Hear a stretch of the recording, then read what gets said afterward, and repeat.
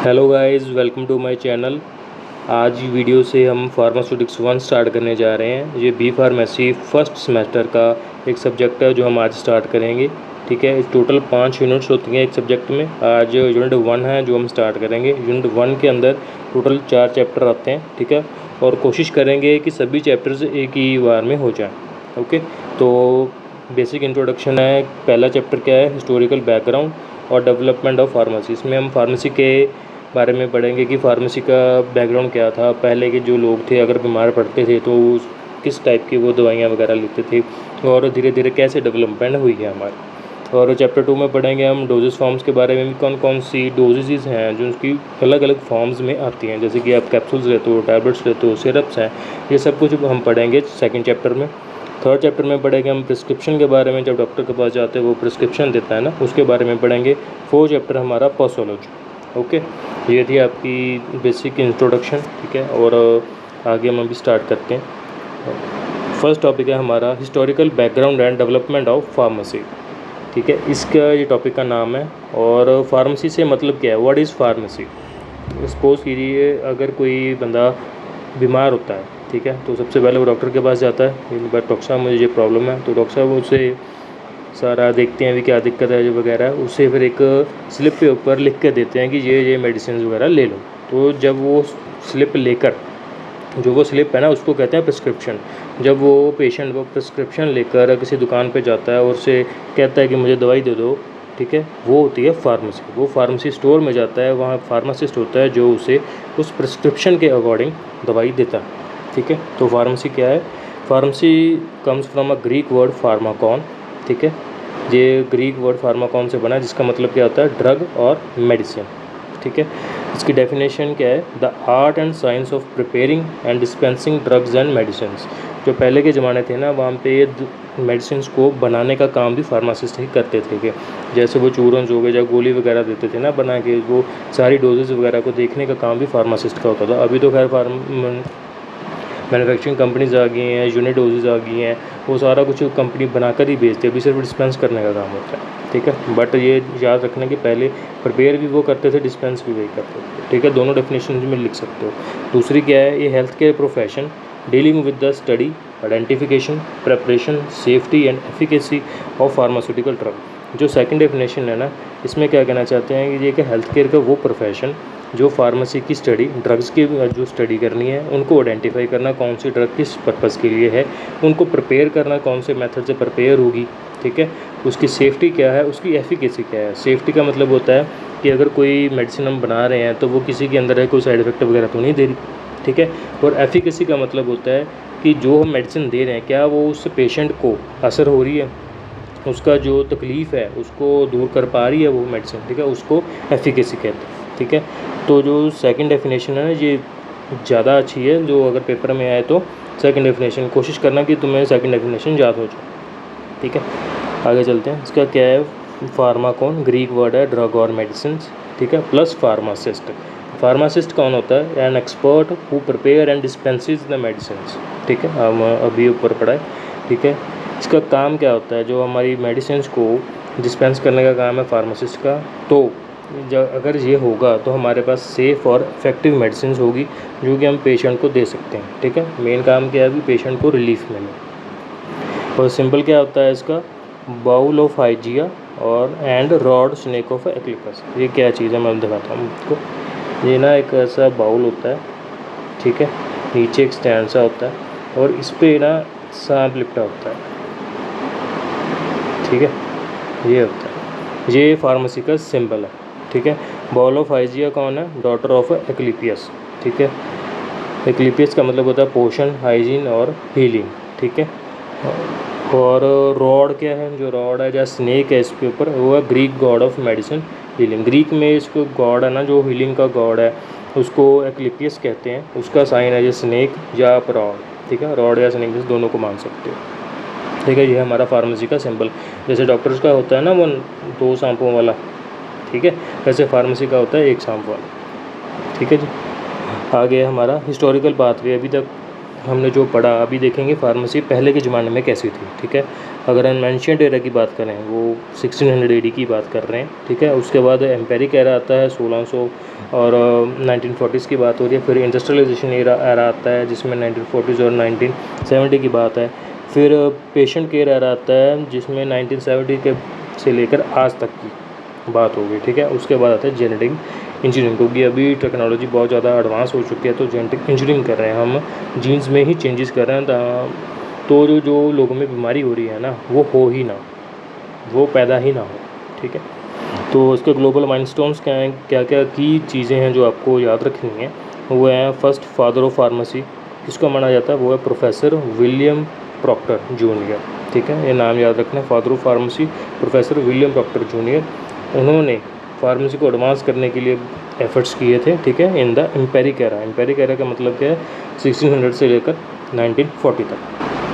Other क्या आता है, अगर एंशेंट पायनियर्स की बात करें, उसमें हिपोक्रेट्स हो गए और गैलन हो गए। आपने +1 +2 में बायोलॉजी की थी, उसमें हमने पढ़ा था साइंटिस्ट थे हिपोक्रेट्स थे और गैलन थे, ठीक है। आगे बढ़ते हैं हम हिस्टोरिकल डेवलपमेंट। उसके बाद जब डेवलपमेंट शुरू हुई तो उसमें क्या हुआ, जब एंशिएंट एरा चल रहा था, जब 1000 AD के करीब आयुर्वेदा को ना सभी मानते थे, तभी सारे लोग आयुर्वेदा को ही प्रैक्टिस करते थे, ठीक है।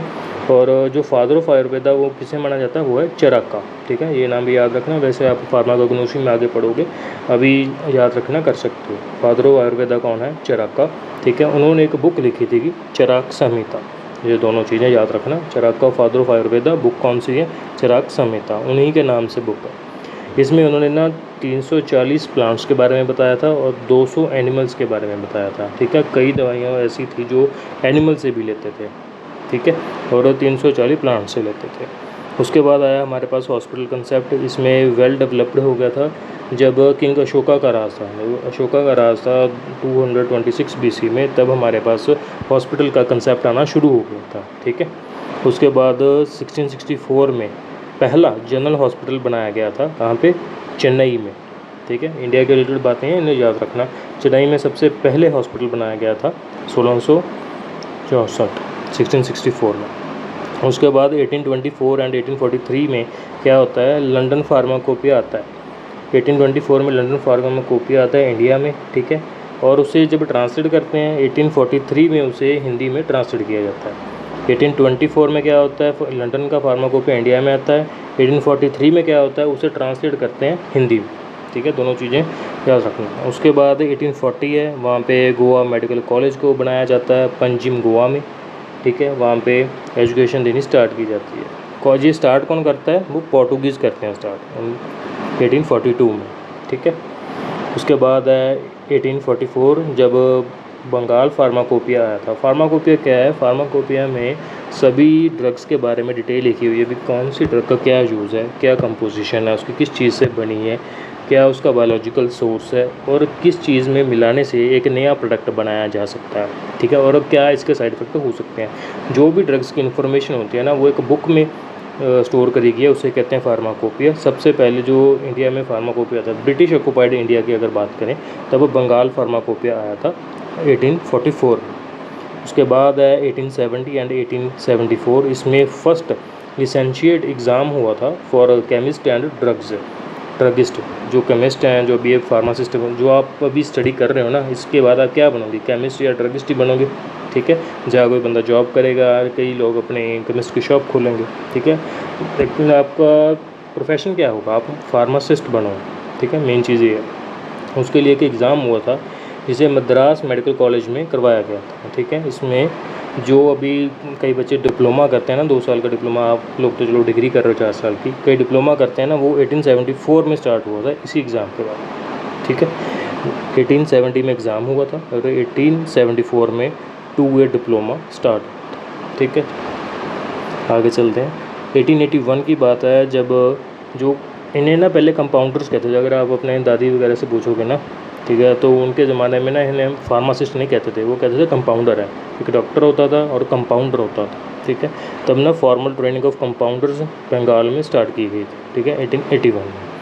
फिर है 1930 या 1931 का एरा, जब हमारे पास एडवांसमेंट होने लगी, तब ना एक ड्रग इंक्वायरी कमेटी बनाई गई, ठीक है।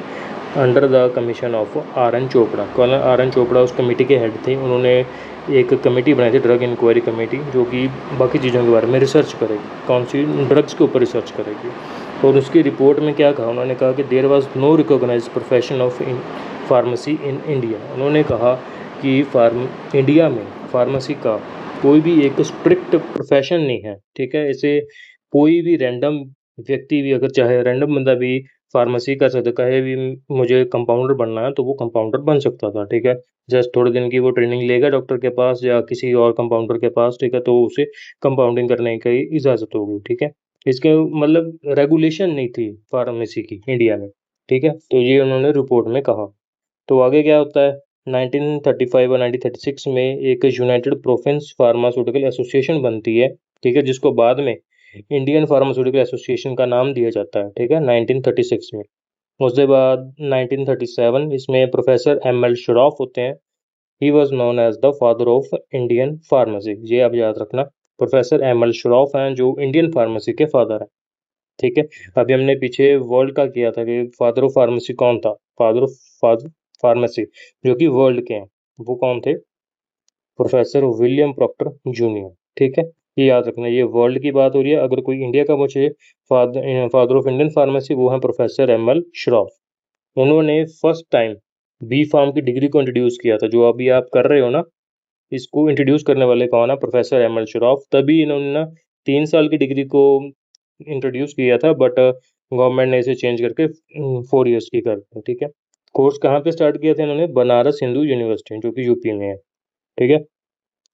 उसके बाद 1940 में इंट्रोडक्शन ऑफ ड्रग्स एक्ट, फिर इंडियन फार्मास्यूटिकल कांग्रेस एसोसिएशन हो जाती है, वो बन जाती है। फिर यूनिवर्सिटी ऑफ पंजाब लाहौर, वो अपना फार्मेसी का प्रोग्राम स्टार्ट कर देते हैं कि हम भी फार्मेसी में बच्चों में पढ़ाएंगे, ठीक है, अंडर खेम सिंह गरेवाल। खेम सिंह गरेवाल हेड थे जो पंजाब यूनिवर्सिटी के, उनके उनके अंडर फार्मेसी का प्रोग्राम स्टार्ट किया गया था। उसके बाद फर्स्ट बी फार्मा ग्रेजुएट कौन है, वो है सुभद्रा कुमारी पत्नी, ठीक है, सुभद्रा कुमारी पत्नी। और फर्स्ट एम फार्मा ग्रेजुएट कौन है, वो है गोरख प्रसाद श्रीवास्तव। अभी कई बच्चे आप में से बी फार्मा करने के बाद एम फार्मा की ओर जाएंगे, फिर पीएचडी करेंगे या डी फार्म या फार्म डी करेंगे, ठीक है।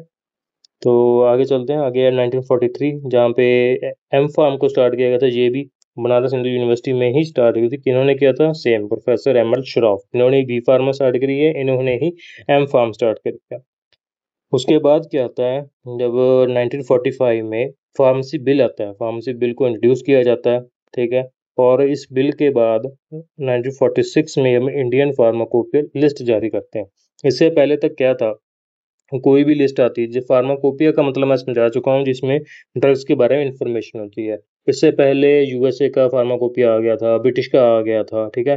तो जब हमारी इंडिपेंडेंस का टाइम आ रहा है, ठीक है, तो इंडियन को चाहिए, रेवोल्यूशन वगैरह हो रहा था, तो इंडियंस को अपना खुद का फार्माकोपिया चाहिए था कि हम हमारी ड्रग्स का खुद देख लेंगे क्या करना है। तब उन 1846 में पहली बार इंडियन फार्माकोपिया लिस्ट जारी हुई, फार्माकोपिया नहीं आया है, ठीक है। उसकी लिस्ट जारी हुई कि ये ड्रग्स को हम अपने फार्माकोपिया में ऐड करना चाहते हैं, ठीक है, जिससे उसकी लिस्ट है, ओके। उसके बाद 1948 में फार्मेसी एक्ट आया, ठीक है, फार्मेसी एक्ट को इनेक्ट किया गया। इंडियन फार्माकोपिया कमेटी बैठाई गई under doctor B N Ghosh.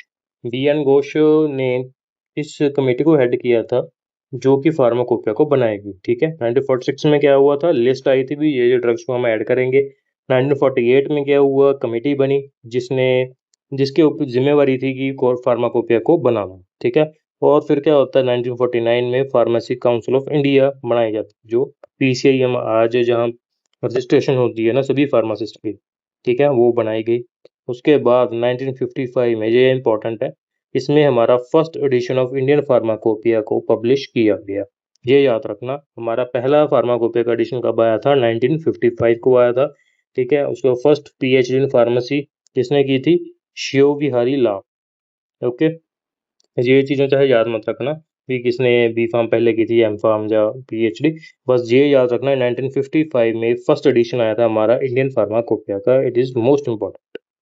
उसके बाद है 1985 में हमारा आया था narcotic drugs and psychotropic substance, NDPS act आया था, जिसको इनेक्ट किया गया था 1985 में। इसके अंडर कोई भी नशीली पदार्थ जैसे कि हीरोइन हो गई या जैसे अभी प्रीगाबालिन है, उसको भी बैन किया गया है। वो सारे के सारे नारकोटिक ड्रग्स में आते हैं, ठीक है। साइकोट्रोपिक ड्रग्स जो कि किसी भी व्यक्ति की जो मानसिक क्षमता है, ठीक है, मानसिक मेंटल कैपेसिटी है, उसको हिंडर कर सकते हैं। उसके बाद है 1991, यहाँ पे national institute of pharmaceutical education and research, जिसको हम नाइपर से जानते हैं। अभी जो बच्चे बी फार्म करने के बाद एक एग्ज़ाम होता है, उसे कहते हैं जी पैट। जी पैट का एग्ज़ाम क्लियर करने के बाद कई बच्चों की एडमिशन होती है नाइपर में, ठीक है। जो नाइपर कहाँ पे है? ये मोहाली में है। इसको किसी ने बनाया था? डॉक्टर CL कोल ने। इसके एंड इज फर्स्ट डायरेक्टर भी यही थे, बनाया भी इन्होंने ही है और फर्स्ट डायरेक्टर भी यही। आगे चलते हैं। मेन पॉइंट क्या है? प्रोफेसर महादेव लाल श्रॉफ, जो ML श्रॉफ हमने पढ़ा था ना, बी फार्म और एम फार्म इंट्रोड्यूस करने वाले, वो कौन थे? ठीक है। उनका बॉर्न कब हुए थे? March 6, 1902 at Darbhanga, Bihar. Is a pioneer of pharmacy education in India. Pioneer मतलब उनका सबसे ज़्यादा बड़ा योगदान है फार्मेसी प्रोफेशन लाने का इंडिया में। He has started both B pharm and M pharm courses at BH। Okay. उसके बाद है, हम अभी हमारे इंडिया में कौन कौन से फार्मेसी के रिलेटेड कोर्सेज चल रहे हैं। सबसे पहले डिप्लोमा इन फार्मेसी 2 साल का है। फिर बैचलर ऑफ फार्मेसी है, जो अभी आप लोग कर रहे हो, वो है 4 साल का। फिर master of pharmacy M pharm is 2 साल का। फिर डॉक्टर ऑफ फार्मेसी, जो फार्म डी है ना, जो टोटल 6 साल का है, ठीक है। जो डिप्लोमा या बैचलर मास्टर नहीं करते हैं, सीधा करते हैं ना ये फार्म डी, तो 6 साल का है। उसके बाद M.Tech इन फार्मेसी भी होता है। फिर MSc इन फार्मेसी भी है। Then doctor of philosophy, PhD in pharmacy, ये भी, ठीक है। ये अभी 7 कोर्स हो गए, 2 3 4 5 ये 7 कोर्स हैं जो अभी इंडिया में चल रहे हैं, ठीक है। उसके बाद चलते हैं फार्मेसी एज अ करियर। अब आपने इस कोर्स में एडमिशन लिया है, तो आपने सोचा तो होगा कि इसके बाद क्या करेंगे, ठीक है। तो वही चीज़ें आपको दिखा रहे हैं कि फार्मेसी में करियर कैसे बनता है। सबसे पहले तो एकेडमिक एंड एजुकेशन, जो आपके प्रोफेसर्स हैं, वो उन्होंने भी फार्मेसी की है ना, तो आप अभी असिस्टेंट प्रोफेसर भी बन सकते हो, ट्यूटर भी कर सकते हो, कहीं यूट्यूब पे भी कर सकते हो, या किसी इंस्टीट्यूट को भी फाउंड कर सकते हो। कोई फार्मा का इंस्टीट्यूट खोल लो जो GPAT की तैयारी करवाता है, या फार्मेसी के बच्चों को पढ़ाता है, ठीक है। उसके बाद आप इंडस्ट्री में जा सकते हो। इंडस्ट्री में क्या करोगे? रिसर्च एंड डेवलपमेंट, R&D का मतलब होता है रिसर्च एंड डेवलपमेंट, जिसमें आप नई नई ड्रग्स के ऊपर रिसर्च करोगे, उनको कैसे डेवलप करना है, या कैसे उनके इफेक्ट्स को चेक करना है, ये सारा कुछ करोगे, ठीक है। उसके बाद प्रोडक्शन में जा सकते हो, आप मैन्युफैक्चरिंग करोगे कि क्या चीज़ें बनाना है, टैबलेट बनाना है, कैप्सूल बनाना है, क्या बनाना है, ठीक है। या मार्केटिंग में जा सकते हो। आपने MR का नाम सुना है? मार्केट रिप्रेजेंटेटिव, ठीक है। जो मैन्युफैक्चरर्स होते हैं, वो MR को अपॉइंट करते हैं। वो नई नई शॉप्स पे जाता है या होलसेलर के पास जाता है, ठीक है। उन्हें वो मेडिसिन को सेल करता है, ठीक है। उन्हें मार्केट करता है अपनी मेडिसिन, उन्हें बताता है कि हमारी मेडिसिन इससे बेटर है, या ये ऐसे काम करती है, ठीक है, तुम इसे बेचो जाओ, ठीक है। ये हमारा मार्केटिंग में पढ़ेंगे हम आगे। उसके बाद आप एनालिसिस कर, एनालिसिस का मतलब है, अभी कोई ड्रग्स बन चुकी है, मार्केट में आ गई है, बट वो साइड इफेक्ट दे रही है, वो सारा कुछ कैसे पता लगेगा? वो आइडेंटिफिकेशन होगी, उसकी डिटर्मिनेशन होगी, ठीक है, उसमें भी जा सकते हो। और क्या हमारे पास फार्माकोविजिलेंस, जो अभी बताया ना मैंने साइड इफेक्ट्स के बारे में, वो उसको मॉनिटर करना भी, कौन सी ड्रग को अभी डिसकंटिन्यू करना पड़ेगा मार्केट से, ठीक है। ये अगर कोई ड्रग किसी सिग्निफिकेंट पॉपुलेशन को, मतलब ऐसा नहीं है कि किसी एक दो बंदे को साइड इफेक्ट हुआ बट बाकी किसी को नहीं आया, फिर नहीं वो डिसकंटिन्यू होगी। मतलब किसी सिग्निफिकेंट अमाउंट ऑफ पब्लिक को साइड इफेक्ट्स शो हुए हैं, तो उसे एडवर्स इफेक्ट हम मानते हैं, ठीक है। तो उस जो मेडिसिन है उसको मार्केट से हटाया जा सकता है। और क्या कर सकते हो इसमें? आप रेगुलेटरी में जा सकते हो, गवर्नमेंट जॉब्स के लिए ड्रग इंस्पेक्टर बन सकते हो, रेलवे या आर्मी में फार्मासिस्ट बन सकते हो, हॉस्पिटल में फार्मासिस्ट लग सकते हो। और या रिटेल या होलसेल तो चलो है ही, तो निश्चय अब होगा आप में से कई बच्चों की होगी, ठीक है। या क्यू एंड क्यूसी। क्यू क्या होता है? क्वालिटी एश्योरेंस और क्वालिटी कंट्रोल। ये मैन्युफैक्चरिंग का ही पार्ट है एक्चुअली। जो मैन्युफैक्चरिंग करते हैं ना, उन्हें ड्रग्स को बनाने के लिए ये ध्यान देना ज़रूरी है कि कोई भी कंटेमिनेशन ना हो। अगर किसी भी ड्रग्स को बनाते कंटेमिनेशन होगी, तो उसके साइड इफेक्ट आने पक्का है, ठीक है। तो क्वालिटी को एश्योर करना और क्वालिटी को कंट्रोल करना, ये उसके रोल्स होते हैं मैन्युफैक्चरिंग में। ओके, आगे चलते हैं। आगे हमारे पास द रूल बुक फार्माकोपिया। अभी मैंने इंट्रोडक्शन आपको दे दी है फार्माकोपिया की। अभी देख लेते हैं जी बना किससे वर्ड से। Pharmacon and पोइया। फार्माकॉन से मतलब होता है ड्रग, पोइया का मतलब होता है मेक, ड्रग को बनाना, ठीक है। फार्माकोपिया में ड्रग को बनाने के सारे तरीके लिखे हुए हैं, उसके सारे साइड इफेक्ट, सारा कुछ जो भी इंफॉर्मेशन हमको ड्रग से, ड्रग की है हमारे पास, वो सारा कुछ फार्माकोपिया में इंक्लूड है। डेफिनेशन क्या है? Standard official book containing authorized formulas monographs, जिन्हें मोनोग्राफ्स कहा जाता है, ठीक है। Published under the authority of government और recognised body, it define the identity, कौन सी मेडिसिन है, कौन सी ड्रग है, प्योरिटी कितनी प्योर है, और स्ट्रेंथ भी, उसकी स्ट्रेंथ कितनी, कितनी दवाई तेज है। हम कहते हैं ना कि ये 500 mg की है, ये 10 mg की है, उसकी स्ट्रेंथ। उसके बाद आता है मोनोग्राफ, ठीक है। ये हमारी तो डेफिनेशन होगी फार्माकोपिया। ऑफिशियल बुक है जिसमें सारे फार्मूलाज लिखे हुए हैं, जिन फार्मूलाज को मोनोग्राफ्स कहते हैं, ठीक है। Published under authority of government, government की अथॉरिटी है, ठीक है। रिकॉग्नाइज्ड बॉडी है जिन्होंने फार्माकोपिया को रिलीज किया है, और ये बताती क्या है हमें, ड्रग्स की आइडेंटिटी, उसकी प्योरिटी एंड स्ट्रेंथ, ओके। और मोनोग्राफ क्या है? मोनोग्राफ जो मैंने बताया ना अभी, फार्मूलाज को मोनोग्राफ कहते हैं। मोनोग्राफ क्या है? A collection of detailed analytical and descriptive information for a specific drug और डोजेस फॉर्म्स, ठीक है। किसी एक ड्रग के बारे में उसकी सारी जानकारी होना, ठीक है, उसे कहते हैं मोनोग्राफ। ये detailed analytical and descriptive information for specific drug और डोजेस फॉर्म। उसके बाद मोनोग्राफ में क्या क्या इंक्लूड होता है? केमिकल नेम, ड्रग का क्या केमिकल नेम है, क्या उसका फॉर्मूला है, उसकी पीएच, ठीक है, उसकी पीएच मतलब वो एसिड है, बेस है, क्या है, या न्यूट्रल है, ठीक है। वैसे न्यूट्रल तो होता नहीं। उसके बाद सॉलिबिलिटी भी, किस चीज़ में वो घुल सकता है, पानी में घुलेगा, अल्कोहल में घुलेगा, या इथेनॉल में आएगा, या कौन सा सॉल्वेंट में घुलेगा, ऐसे, ठीक है, ऐसे मतलब होता है, उसे चेक करना है। फिर आइडेंटिफिकेशन करना, उसकी जैसे कोई एसिड है उसमें पीएच पेपर डाल के देखना कि उसका कलर कौन सा होता है, रेड होता है, ब्लू होता है, उसकी आइडेंटिफिकेशन करना, ठीक है। फिर loss on drawing, loss on drawing में होता है किसी भी ड्रग को लेते हैं हम, उसको ड्राई करते हैं, ठीक है। एक अगर वेट होगी वो ड्रग, कोई भी वेट है तो उसका भार होगा, ठीक है, उसका वेट होगा, कुछ ना कुछ वेट होगा। बट अगर हम उसे ड्राई करते हैं तो वो कितना वेट लूज करती है, उसे कहते हैं लॉस ऑन ड्राइंग, ठीक है। फिर स्टोरेज एंड कैटेगरी भी, उससे किसी भी ड्रग को कैसे स्टोर करना है, कई चीज़ों को 2 डिग्री पे भी स्टोर करना पड़ता है, और कई रूम टेम्परेचर पे भी स्टेबल रहती हैं, ठीक है। तो 2 डिग्री वाली जैसे वैक्सीन होगी, वैक्सीन को 2 डिग्री से लेकर 8 डिग्री तक हम स्टोर करते हैं।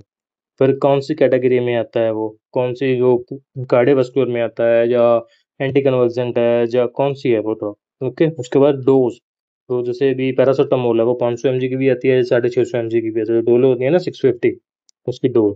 ये सारा कुछ मोनोग्राफ में इंक्लूडेड है। उसके बाद है इंपॉर्टेंस ऑफ फार्माकोपिया, हमें एक फार्माकोपिया बनाने की ज़रूरत क्यों पड़ी, हमें क्यों बनाया?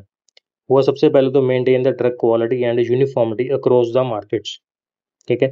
अब हमारा इतना बड़ा इंडिया है, डिवर्स मार्केट है, इसमें हम ड्रग की क्वालिटी कैसे चेक करेंगे? हर हर बंदे से तो सैंपल ले नहीं सकते, ठीक है। तो हमने एक बुक बनाकर दी थी कि जितने भी मैन्युफैक्चरर्स हैं सभी इस बुक को फॉलो कराएंगे, जो क्वांटिटी इस बुक में दी हुई है आपने वही क्वांटिटी की ड्रग बनानी है, वही वही आपने केमिकल्स डालने हैं इसमें, तो उतनी ही क्वांटिटी में डालनी है, ठीक है, ना कम करने हैं ना ज़्यादा करने हैं। इससे क्या होगा कि सभी पूरे इंडिया में, जो अगर कोई फार्मा सॉरी पैरासिटामोल बना रहा है, तो अगर 10 कंपनी बना रहे हैं पैरासिटामोल, तो वो सारी कंपनी का जो ड्रग है ना वो सेम बनेगा, ठीक है। पहला बात तो ये। दूसरा है prevent the adulteration and contamination, जो फार्माकोपिया है इसमें सारा प्रोसेस लिखा हुआ है कि कैसे काम करना है, तो इसमें ये पैरामीटर्स भी लिखे हैं भी कौन सी अडल्ट्रेशन नहीं होनी चाहिए। अडल्ट्रेशन का मतलब होता है मिलावट करनी, ठीक है। कि भाई अगर आप पैरासिटामोल बना रहे हो तो बनाते वक्त कौन कौन सी चीज़ों का ध्यान रखना है, जो इसमें अडल्ट्रेशन ना हो सके, इसमें मिलावट ना हो सके, भी मतलब पूरा स्टेराइल माहौल होना चाहिए, ठीक है। भी स्टेराइल कमरे हैं, क्वारंटीन है, ठीक है, हवा सिस्टम है, एयर कंडीशनिंग सिस्टम है या नहीं है, ठीक है, कंटेमिनेशन से बचाना। दूसरा है provide authoritative guidance for academic, industrial and clinic laboratories, guidance का काम करती है फार्माकोपिया। अगर किसी को नहीं पता भी कैसे ड्रग बनेगी, तो फार्माकोपिया उठाएगा, उसमें देखेगा कि ये फार्मूला है, ये क्वांटिटी, ये चीज़ें मैंने डालनी है, तो ये ड्रग बन जाए, ठीक है। ये हमारी तीनों क्या होगी इंपॉर्टेंस। और मेजर फार्माकोपियस है कौन से? सबसे पहले तो हमारा इंडिया का Indian pharmacopoeia, published by Indian pharmacopoeial commission IPC Ghaziabad, ठीक है, यूपी, यूपी ਦੇ ਵਿੱਚ है, ਤੇ under the ministry of health and family welfare, ਠੀਕ ਹੈ। ਐਂਡ ਨਿਸਕੇਅਰ, ਨਿਸਕੇਅਰ ਹੈਗਾ ਨਿਊ ਦਿੱਲੀ ਦੇ ਵਿੱਚ। ਉਹਦਾ enforced where drugs and cosmetic act 1940 and rules 1945। इसका क्या मतलब है? इंडियन फार्माकोपिया को पब्लिश किसने किया? आईपीसी ने, इंडिया फार्माकोपिया कमीशन, ठीक है, इन्होंने पब्लिश किया था। किसके अंडर काम कर रहे हैं? इसका भी कोई नाम बॉस होगा ना, वो है ministry of health and family welfare and NISCAIR, okay. जो इंडियन फार्माकोपिया है हमने लागू किया आईपीसी ने, बट किस चीज़ से किया? कोई एक्ट बनाया, कोई रूल बनाया, कोई लॉ बनाया, क्या किया? उन्होंने ड्रग एंड कॉस्मेटिक एक्ट बनाया। ड्रग एंड कॉस्मेटिक एक्ट 1940 में बनाया। उसके बाद ये रूल्स लाए 1945 में, ठीक है। इसके अंडर इन्होंने इंडियन फार्माकोपिया को रिलीज किया था, ओके। उससे उसके बाद है हमारे पास British pharmacopoeia, national pharmacopoeia of the UK, ठीक है। यूके में इसका नेशनल फार्माकोपिया का दर्जा है ऐसे, ठीक है। फर्स्ट एडिशन कब आया था इसका? 1864 में। उसके बाद है यूएसए का, अमेरिका का, ठीक है। वो पब्लिश किया था यूएसपी ने, यूएसपी कन्वेंशन। यूएसपी का मतलब है United state pharmacopoeia convention. First edition आया था इसका 1820 में।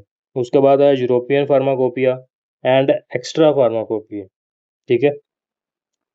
उसके बाद आके चलते हैं, फिर हमारे एडिशंस आ गए। जो इंडियन फार्माकोपिया का पहला एडिशन आया था वो था 1955 में, फिर आया 1966 में, फिर 85 में, फिर 96 में, फिर 2007 में, ठीक है। और ये आप देख रहे हो सप्लीमेंट क्या है, ये अमेंडमेंट क्या है। सप्लीमेंट का मतलब है अगर हमने 1955 में बना लिया, बट ऐसा तो नहीं है कि सभी ड्रग्स वही रहेंगी।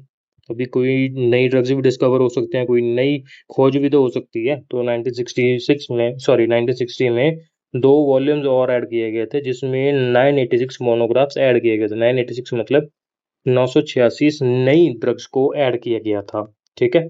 उसके बाद 1966 में सप्लीमेंट हुआ था, ना सॉरी 1975 में सप्लीमेंट हुआ था, जिसमें 3 वॉल्यूम्स ऐड थे और 890 मोनोग्राफ्स ऐड किए गए थे।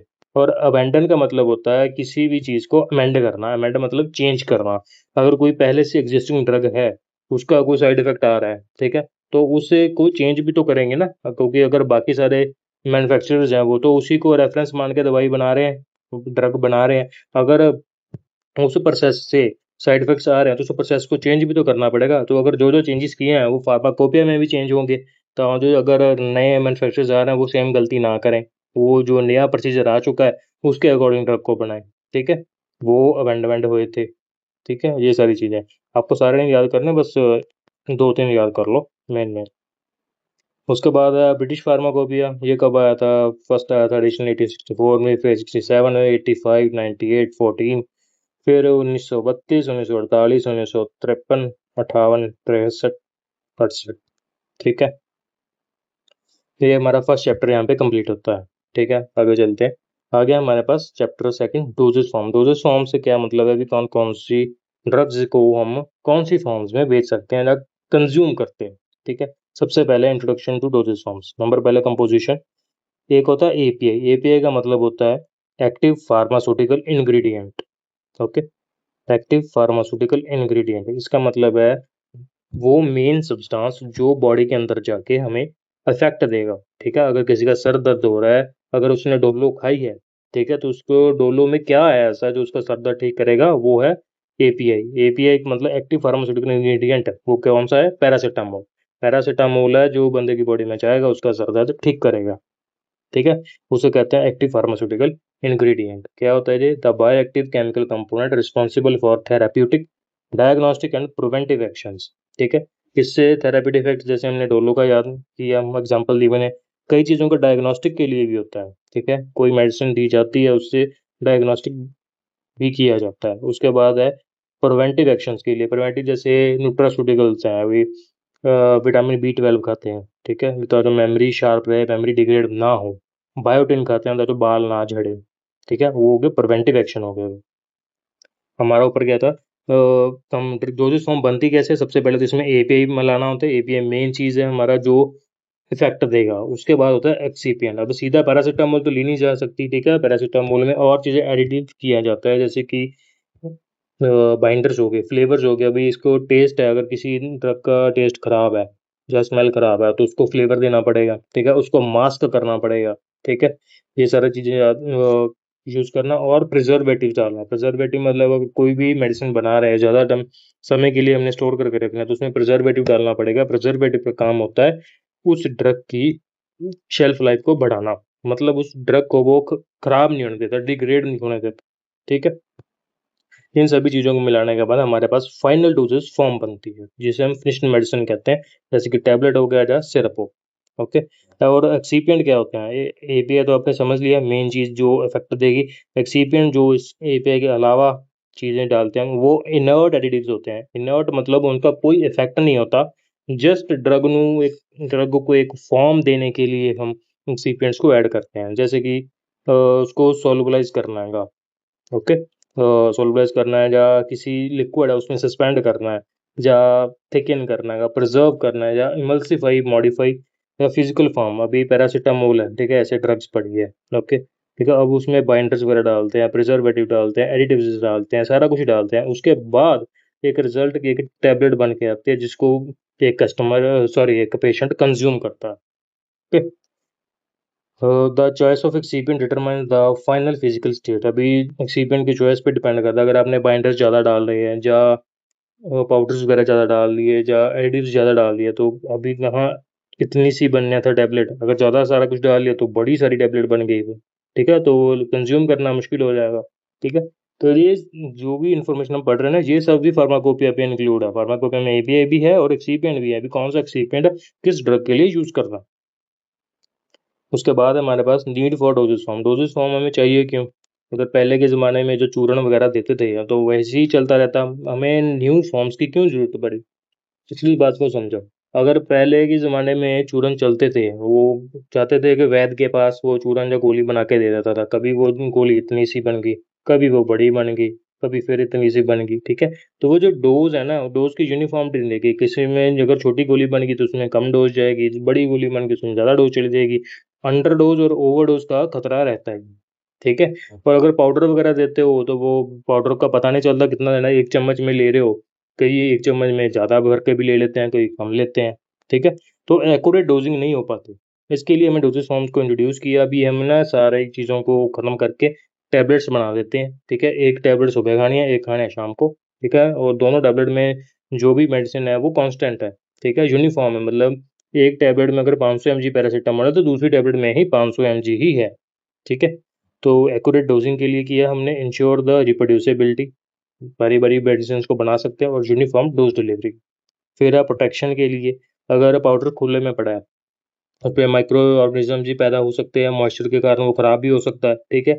तो उसको डिग्रेडेशन से बचाने के लिए भी हमने न डोसेज फॉर्म को इंट्रोड्यूस किया, क्योंकि अगर टैबलेट है उसके ऊपर हमें मास्क लगा देते हैं, एंटेरिक कोटिंग कर देते हैं, ठीक है, जो एटमॉस्फेरिक ऑक्सीजन से भी बचाता है, ह्यूमिडिटी से भी बचाता है और गैस्ट्रिक एसिड से भी बचाता है, जो मैंने अभी बोला ना, एंटेरिक कोटेड।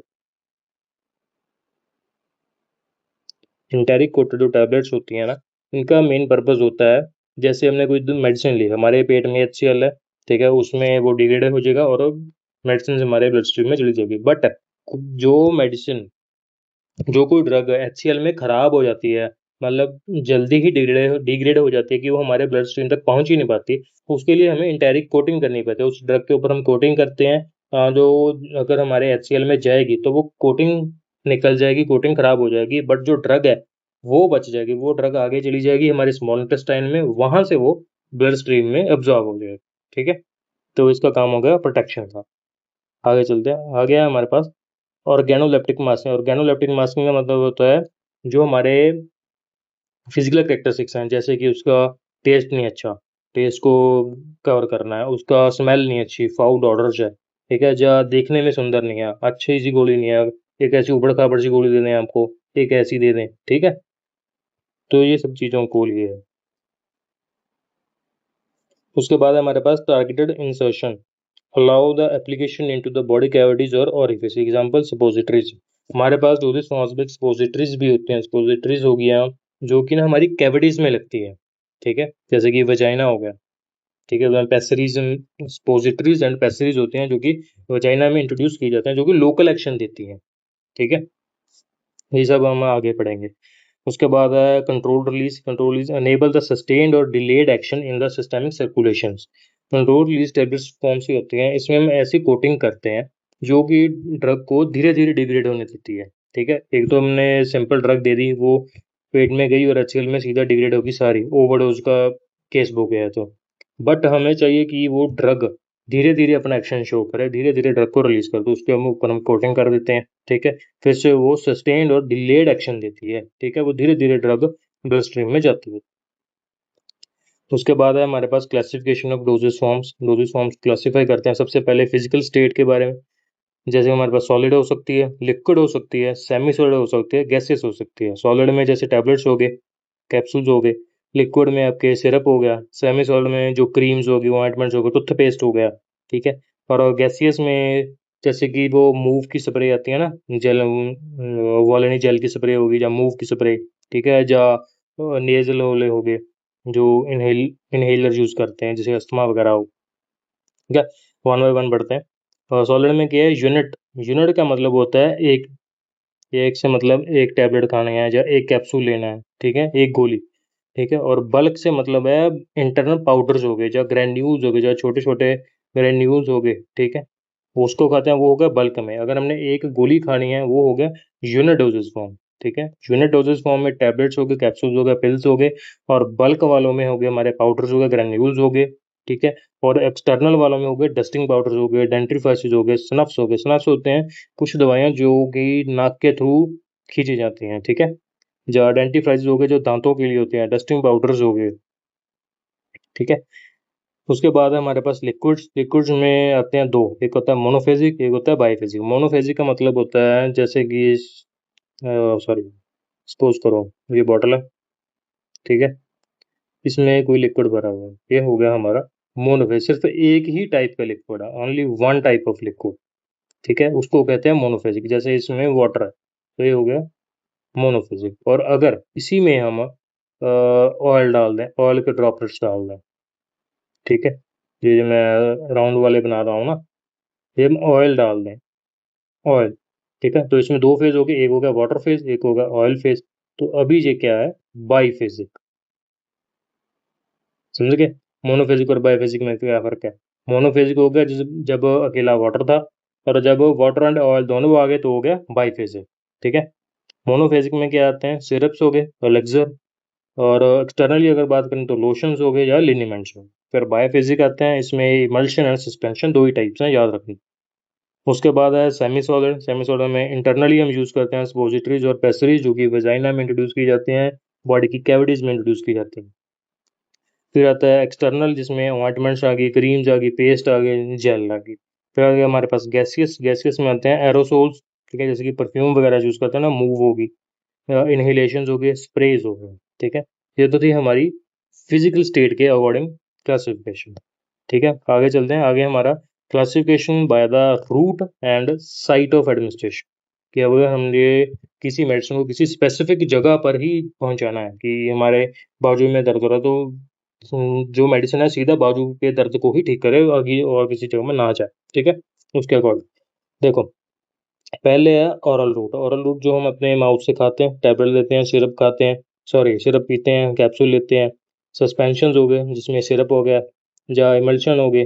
ठीक है। और पाउडर्स हो गए। ठीक है। कई पाउडर जैसे कि कोई आयुर्वेदिक फक्की लेता है, ठीक है ना, गैस की फक्की होगी, वो पाउडर्स में आ गया। ठीक। वो जो हम ओरल रूट से लेते हैं, उसकी एग्जांपल्स ये हो गई। फिर आता है हमारे पास पेरेंटल रूट। पेरेंटल रूट का मतलब होता है जो हम सीधा इंजेक्शन के थ्रू बॉडी में इंजेक्ट करते हैं। ठीक है। और इंजेक्शन की भी आगे अलग अलग टाइप होती हैं, अभी ये सिर्फ इतना समझ लो। पेरेंटल का मतलब होता है आईवी देना। ठीक है। ये देखो, आईवी का मतलब होता है हम सीधा ड्रग को ब्लड स्ट्रीम में पहुंचा रहे हैं, उसका मतलब होगा इंट्रावेनस आईवी।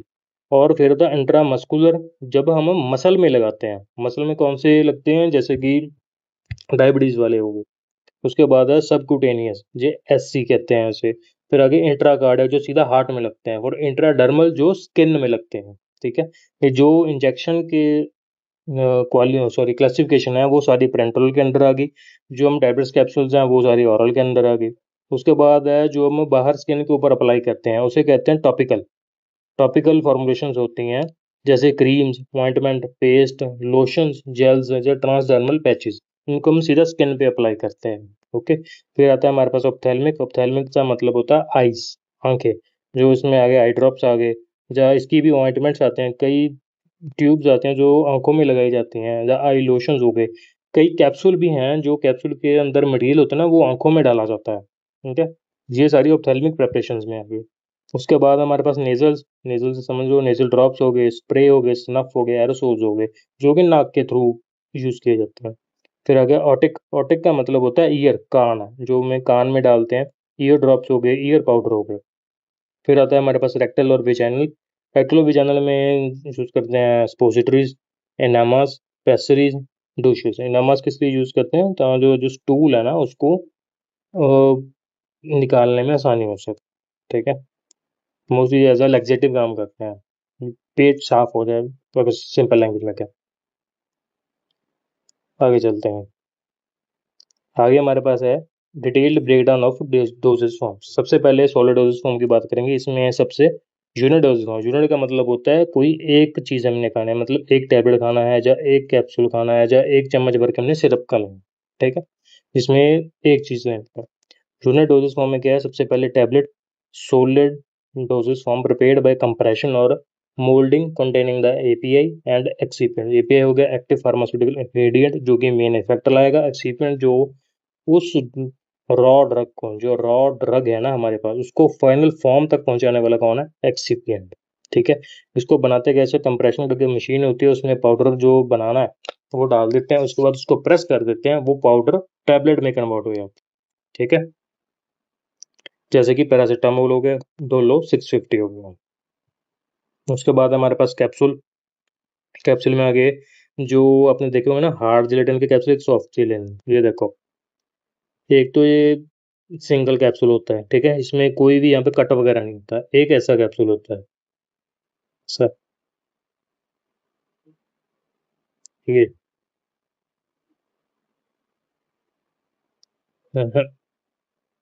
क्या हुआ? हाँ, एक ऐसा कैप्सूल होता है, ठीक है। वो कैप्सूल में क्या है? एक उसकी लेंथ एक की छोटी लंबी होती है, एक छोटी होती है। जो तो ये वाले कैप्सूल हैं जिसमें गैप होता है, वो खुल भी जाते हैं, वो तो हो गए हार्ड जिलेटिन के, ठीक है। जो जो सिंगल कैप्सूल होता है जिसमें कोई सेपरेशन नहीं है, ये हो गए सॉफ्ट जेलेटिन, ठीक है। इसे कहते हैं कैप्सूल। इसमें आते हैं जैसे ईवियन का कैप्सूल हो गया, विटामिन B12 वाले हो गए। कई जो हार्ड में आते हैं जैसे कि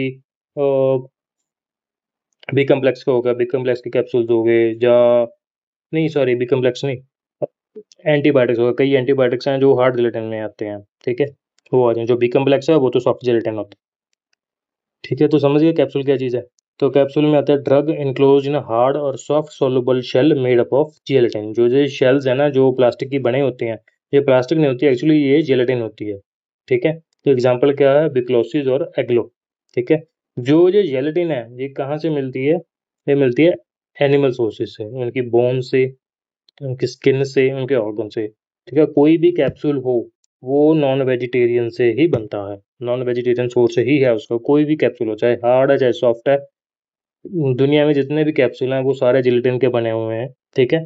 और जिलेटिन कहाँ से मिलता है? नॉन वेज से। ओके जी।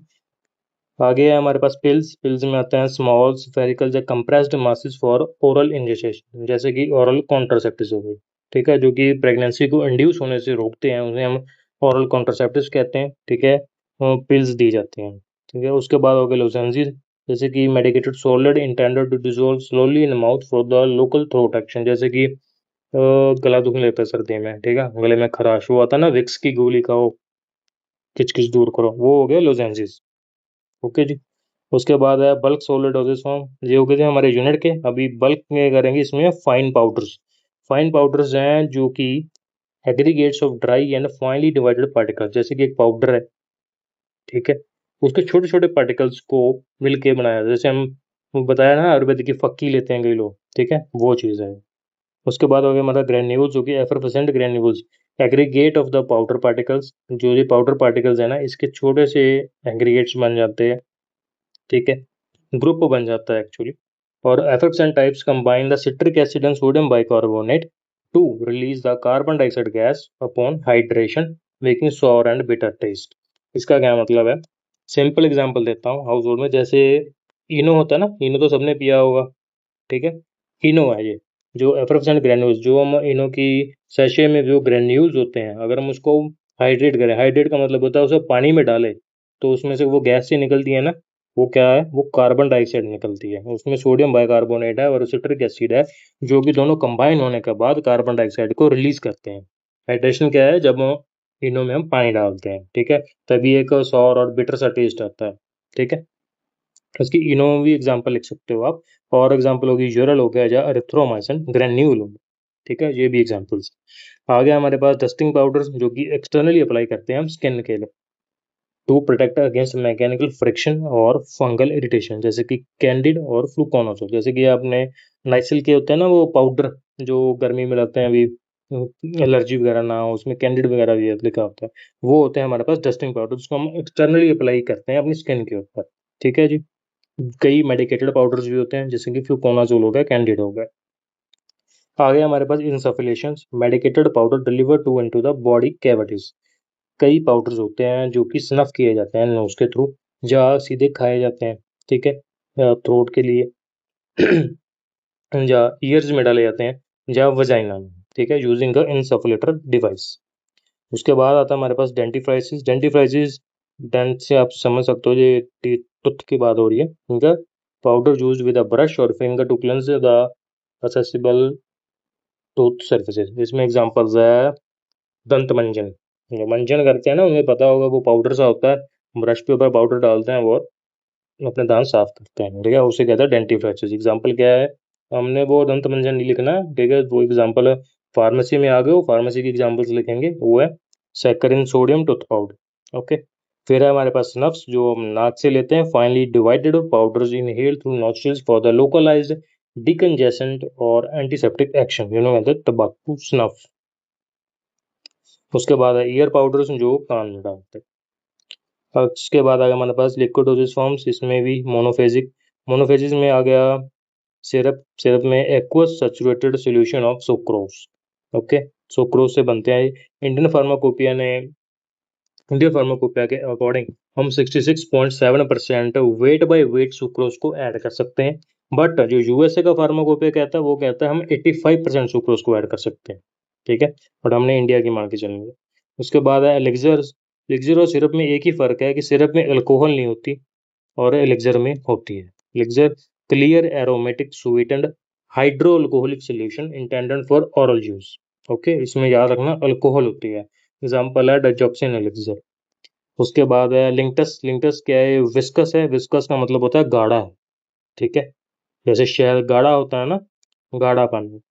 विस्कस है sweet liquid formulation containing high sugar concentrations formulated for cough suppression, ये होगी लिंकटस।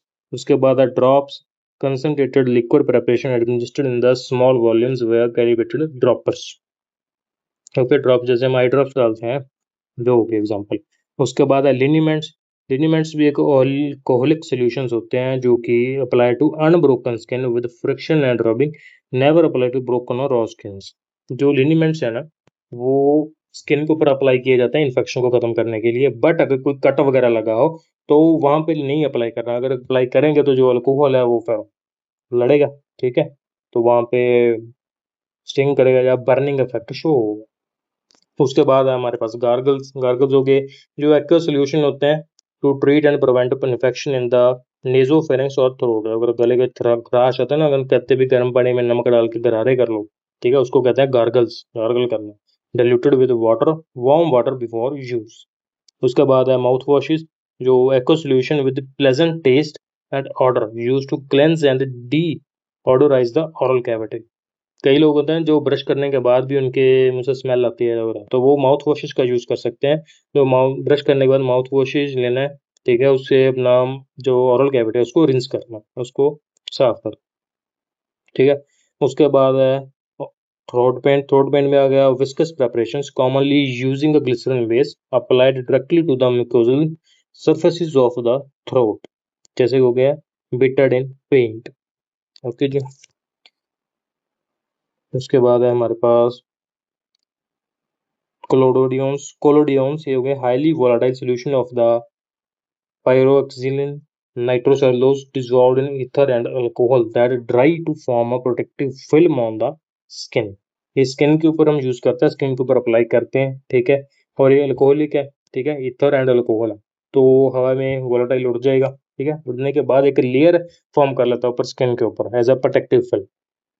उसके बाद हमारे पास बाइफेजिक जिसमें ऑयल और वाटर मिक्स होते हैं, वो आगे दो चीजें हमारे पास, एक इमल्शन है एक सस्पेंशन। इमल्शन क्या है, emulsion dispersion of to immiscible liquid जैसे ऑयल इन वाटर, या वाटर इन ऑयल, ठीक है। इन दोनों को हम स्टेबलाइज कैसे करते हैं, क्योंकि इमल्शन तो बनानी है, अगर दोनों मिक्स नहीं होंगे तो इमल्शन कैसे बनेंगे, वो है स्टेबलाइज्ड बाय इमल्सिफाइंग एजेंट। कोई हम इमल्सिफाइंग एजेंट डालते हैं, अब जैसे मान लो ये बीकर है, ठीक है, इसमें वाटर है, ठीक है, ये ऑयल है जो रेड वाले हैं, ठीक है। इन दोनों को मिक्स करना है, इन दोनों को मिक्स करने के लिए इसमें हम इमल्सीफायर डालते हैं, ठीक है, इमल्सीफाइंग एजेंट डालते हैं जो कि इन दोनों को मिक्स कर देता है, ठीक है। तो एक यूनिफॉर्म इमल्शन बनती है। उसके बाद हो गया हमारे पास सस्पेंशन। इसमें फाइन इनसॉल्युबल सॉलिड पार्टिकल्स, जो हमने ऊपर सॉलिड पार्टिकल्स पढ़े हैं ना, जो सिरप्स वगैरह में होते हैं, अगर आप सिरप लेते हो तो उससे रेकमेंड किया था ना कि सिरप को पहले बॉटल को शेक करो उसके बाद सिरप पीना है, ठीक है। वो क्यों कहते हैं, क्योंकि उसमें इनसॉल्युबल सॉलिड पार्टिकल्स होते हैं, ठीक है, छोटे छोटे सॉलिड पार्टिकल्स होते हैं सिरप में, जिसको हम शेक करते हैं तो वो पूरे यूनिफॉर्मली लेकर फैल जाते हैं, तो हम चम्मच लेके ले लेते हैं, ठीक है, uniformly suspended in a liquid medium. आगे चलते हैं।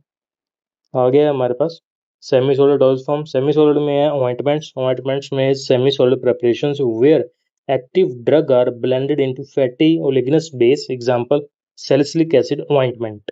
इसका क्या मतलब है, जो सेमी सॉलिड प्रिपरेशन है, क्रीम्स वगैरह है, ठीक है, उन ड्रग्स को ना फैट वाले बेस में मिक्स किया जाता है, ठीक है।